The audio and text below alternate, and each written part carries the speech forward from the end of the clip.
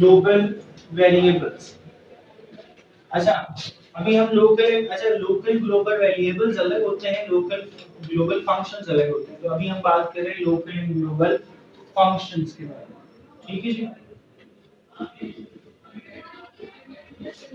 Let's suppose कि हम function बना लें, एक है इंट मेन फंक्शन। अच्छा, इसमें ये आपके पास फायदा होता है, आप मेन फंक्शन पहले रखें या बाद में रखें कोई फर्क नहीं पड़ता।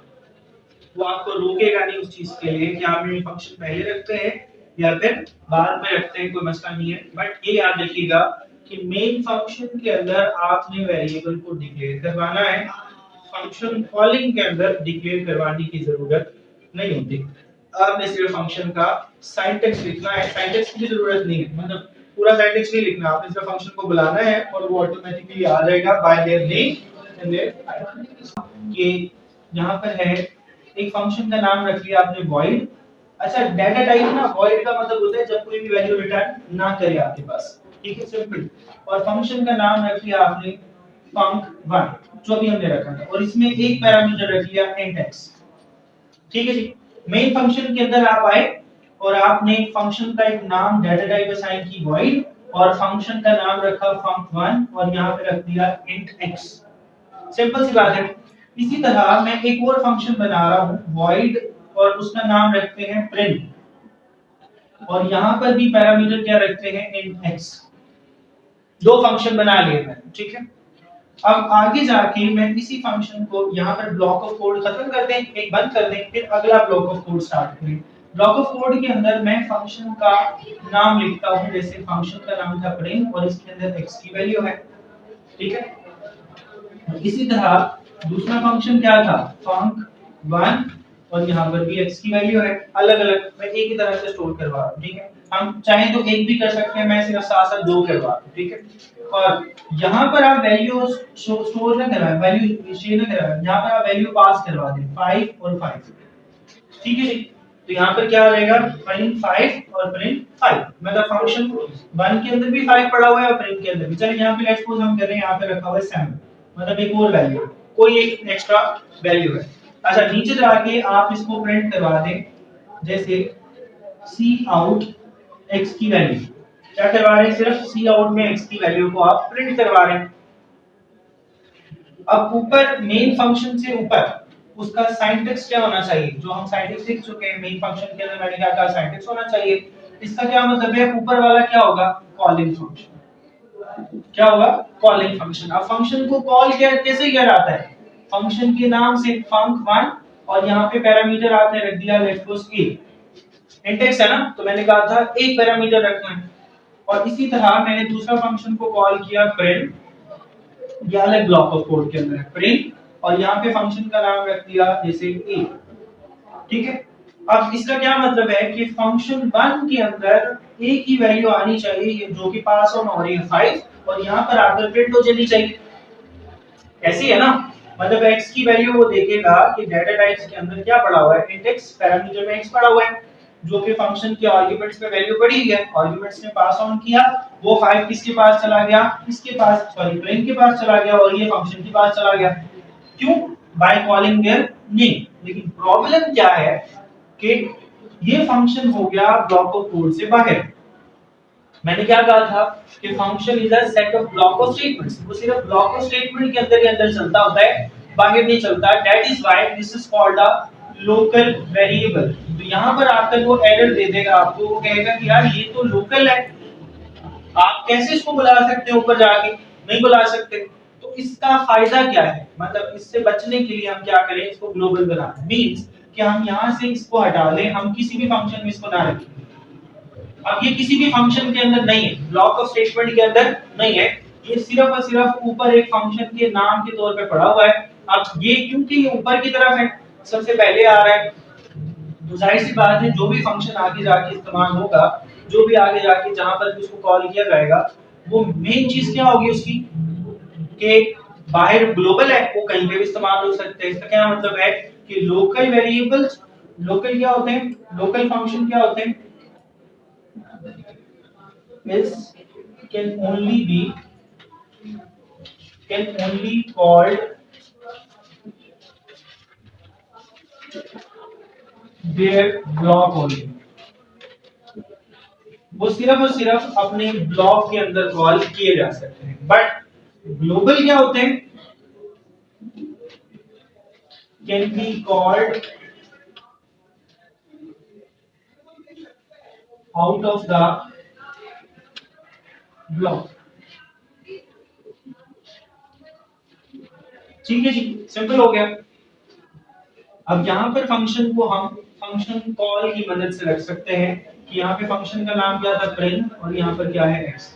ये तो फंक्शन कॉल है ना, ये तो फंक्शन यहाँ पर क्या हो रहा है, ऊपर वेरिएबल ग्लोबल बन रहा है ना, यहाँ पर फंक्शन को मैं कॉल कर रहा हूँ। अब मैं फंक्शन को जहां मर्जी चाहूँ, मैं जैसे चाहूँ मैं कॉल करवा सकता हूँ bye their name.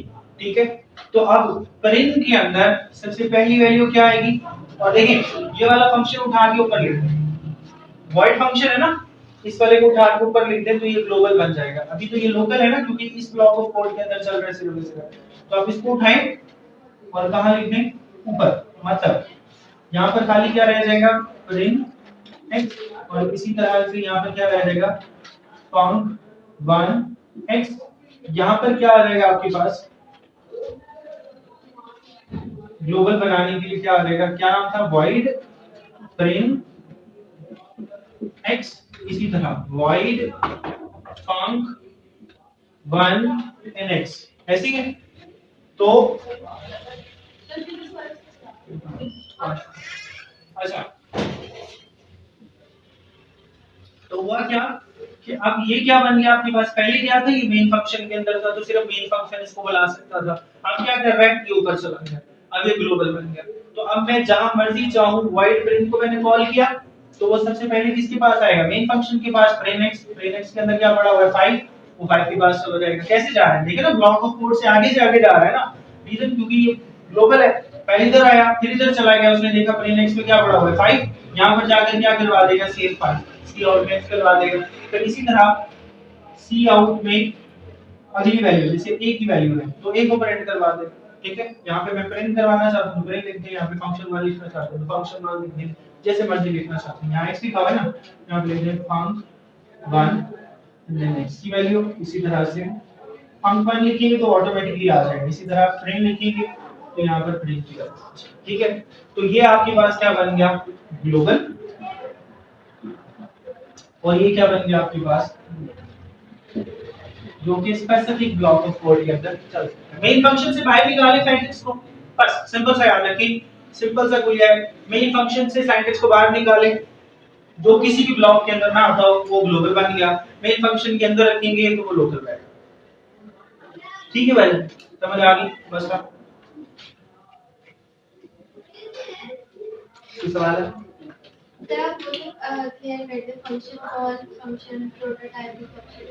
Function call, function prototype, ये फंक्शन कॉल है ना,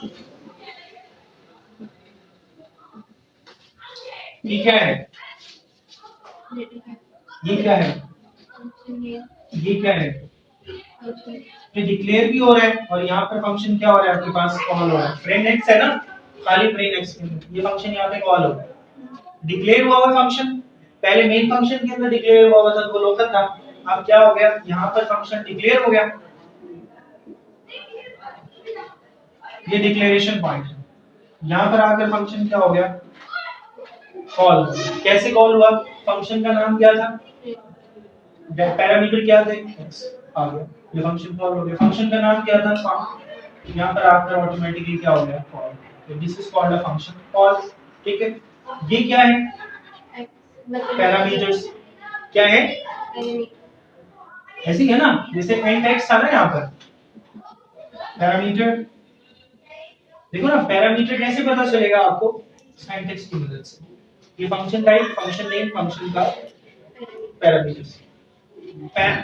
पूरा सिंटैक्स कब होता है, जब फंक्शन को डिक्लेयर किया जाता है और फंक्शन को जब कॉल किया जा रहा है तो फिर उसका नाम होता है और फंक्शन की एक आर्गुमेंट होता है, जो भी आप उसको कॉल करते हैं।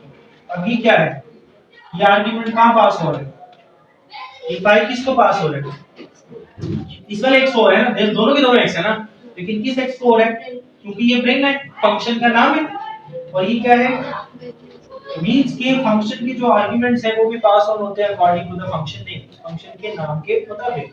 तो ये भी फंक्शन का नाम है फंक्शन।